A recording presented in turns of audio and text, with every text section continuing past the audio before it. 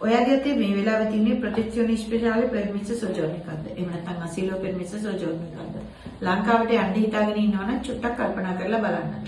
මොකද මේ වෙද්දී ඉතාලියේ රජය නිකුත් කරපු ප්‍රොටෙක්ෂන් ස්පෙෂාලි එහෙම නැත්නම් අසීලෝ වලට නිකුත් කරපු පර්මිෂන් සොජෝර්න් දේශ සීමාවදී ඉතාලියට ඇතුළු වීමේදී නිරන්තරයෙන්ම පරීක්ෂාවට ලක් කරනවා.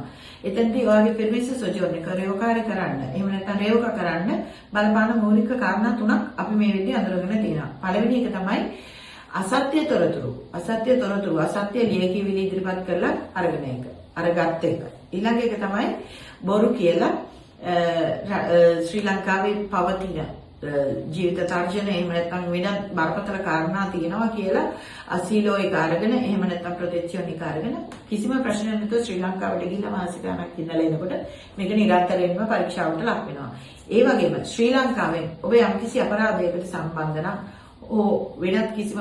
වෙනත් යම් කිසි පාතාල කල්ලියකට සම්බන්ධයි කියලා මේ රටට දැනුම් දීලා තියෙනවා නම් ගුවන්තොටුපළේදීම ඔබ පරීක්ෂාවට ලක් වෙනවා.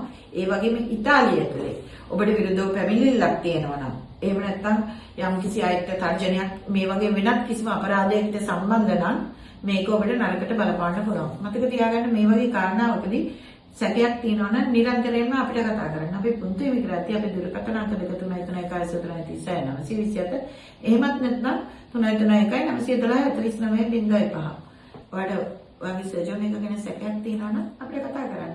බොහොම ස්තුතියි. Punto Immigrati. Api Bhashawen Api Tanak.